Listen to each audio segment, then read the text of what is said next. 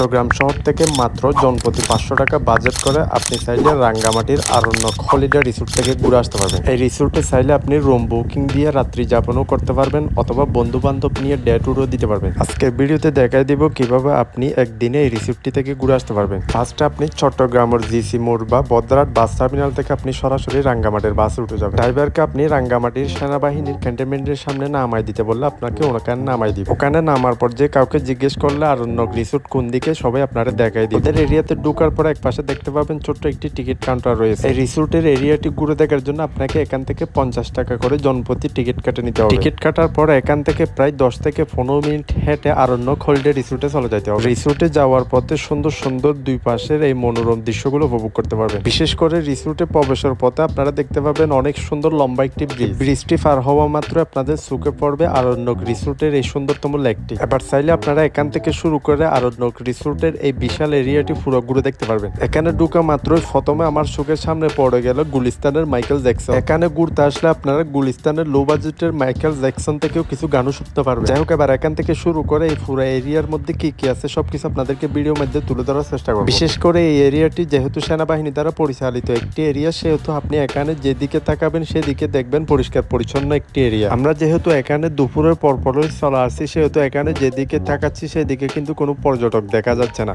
আস্তে আস্তে যতই বিকেল হবে ততই দেখবেন এখানে প্রচুর পর্যটক চলে আসছে। বিশেষ করে বিকেল বেলা এখানকার দৃশ্যগুলো একদম মন ছুঁয়ে যাওয়ার মতোই। এখানকার লেকের মধ্যে আপনি পেয়ে যাবেন নানা ধরনের প্যাডেল বোট ও স্পিড বোট। এগুলো চাইলে আপনি ঘন্টা হিসেবে বা আধা ঘন্টা হিসেবে ভাড়া নিয়ে এখানে চালাতে পারবেন। তাছাড়া পেয়ে যাবেন একটু পরপর সুন্দর সুন্দর বসে বসে আড্ডা দেওয়ার জন্য নানা ধরনের স্পট। এগুলোতে চাইলে আপনি বন্ধু বান্ধবদের নিয়ে আড্ডা দিতে পারবেন। বিশেষ করে এখানের ভিতরের রাস্তাগুলো এমন ভাবে সুন্দরভাবে ডিজাইন করছে যে আপনি এখান থেকে দাঁড়িয়ে দেখতে পাবেন যে দুই পাশের ছোট ছোট লেকগুলো। তাছাড়া আপনি এখানে ভিতরে আসলে দেখতে পাবেন ছোট বড় অনেক সুন্দর সুন্দর সুইমিং পুল। এখানকার এতগুলো স্পটের মধ্যে আমার সবচেয়ে ভালো লাগছে এই স্পট। এটা হচ্ছে মূলত একটা জেটি গার্ডের মতো। এখান থেকে হেঁটে আপনি লেকের মাঝখানে গিয়ে যে ছোট্ট ঘরটি রয়েছে ওখান থেকে দাঁড়িয়ে আপনি লেকের সৌন্দর্যগুলো উপভোগ করতে পারবেন। যেহেতু এখন এখানে বিকেল হয়ে গেছে সেহেতু এখানে বেশিক্ষণ দাঁড়ানোর সময় নাই, কারণ পর্যটক বেশি। আর এখানে দেখতে পাচ্ছেন রাস্তার দুই পাশের ডিজাইন গুলো কি সুন্দর ভাবে সাজিয়েছে। যাই হোক, এখানে আপনি চাইলে বন্ধু বান্ধব নিয়ে দিনে এসে দিনেও ঘুরে যেতে পারবেন অথবা চাইলে এখানে আপনি রিসোর্ট গুলোর রুম বুকিং দিয়ে রাতে যাপনও করতে পারবেন। আজকের ভিডিও এটুকু। টাটা, গুড বাই, আল্লাহ হাফেজ।